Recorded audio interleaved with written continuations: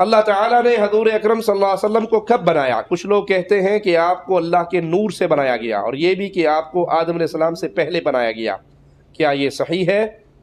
شیعہ کا یہ عقیدہ ہے کہ اللہ تعالیٰ نے اپنے نور سے رسول اللہ صلی اللہ علیہ وسلم اور اہل بیت کا نور بنایا، پھر ان سے پوری کائنات کو بنایا۔ یہ اہل ایمان کا عقیدہ نہیں ہے، بلکہ رسول صلی اللہ علیہ وسلم کے بارے میں قرآن حکیم ہمیں تعلیم دیتا ہے۔ سورۃ کہف آخری آیت ہے، قل اے نبی کہو انما انا بشر مثلکم، میں تمہارے جیسا انسان ہوں۔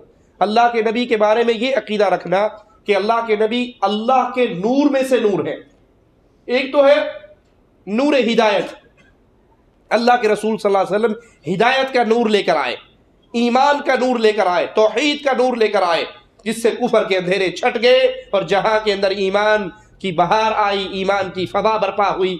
درست ہے، ہم مانتے ہیں، لیکن کوئی یہ سمجھے کہ رسول کریم صلی اللہ علیہ وسلم اللہ کے نور میں سے نور ہے، جیسے اذان سے پہلے ہمارے علاقوں میں آواز گونجتی ہے الصلاۃ والسلام علیک یا نورا من نور اللہ، کہ محمد صلی اللہ علیہ وسلم اللہ کے نور میں سے نور ہے۔ یہ عقیدہ کفر کا عقیدہ ہے۔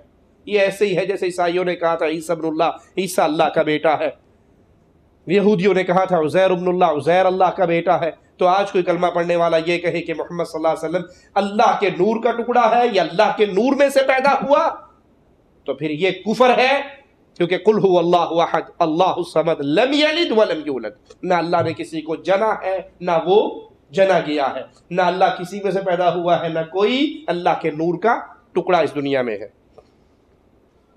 باقی کیا اللہ کے نبی کو آدم علیہ السلام سے پہلے بنایا گیا؟ صحیح حدیث ہے، اللہ کے نبی صلی اللہ علیہ وسلم سے پوچھا گیا کہ آپ کب نبی تھے، آپ کے لیے نبوت کب واجب ہوئی؟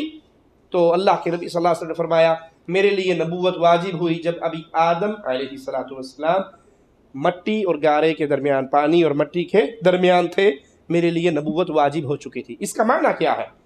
اس سے کچھ صوفیاء یہ گمراہی پھیلاتے ہیں کہ اللہ کے نبی صلی اللہ علیہ وسلم کو اس وقت وجود بخش دیا گیا تھا، اس وقت وجود۔ کچھ صوفیاء کا یہ عقیدہ ہے، مولانا طارق جمیل صاحب بھی اپنی تقریروں کے اندر یہی عقیدہ بیان کرتے ہیں کہ اللہ کے نبی صلی اللہ علیہ وسلم کو اللہ نے سب سے پہلے وجود بخشا۔ نہ زمین تھی نہ آسمان تھا، اور اللہ آپ کو کہہ رہا ہے یاسین والقرآن الحکیم انک لمن المرسلین۔ آدم کی پیدائش تو چند ہزار سال کی ہے، ان کائنات کی پیدائش 15 ارب سال کی ہے، جو سائنسدان کہہ رہے ہیں پیدائش، ورنہ اللہ کہتا انہ لمن المرسلین، وہ میرا رسول ہے، وہ کی کہانی نہیں ہے۔ کاف کاف کاف کا ہے آپ، تم تو، انک لمن المرسلین، مجھے قرآن کی قسم اے میرے محبوب تو میرا رسول ہے۔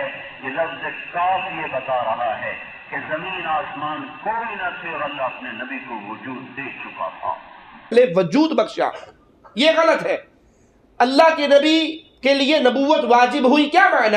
آپ اللہ کے علم میں نبی تھے، آپ اللہ کے علم میں نبی تھے۔ آدم علیہ السلام کی تخلیق سے پہلے بھی اللہ کے نبی اللہ کے علم میں تھے کہ ان کو نبوت ملنی ہے، لیکن کیا ان کو وجود ملا؟ وجود ان کو اسی وقت ملا جب وہ آمنہ کے پیٹ سے پیدا ہوئے صلی اللہ علیہ وسلم۔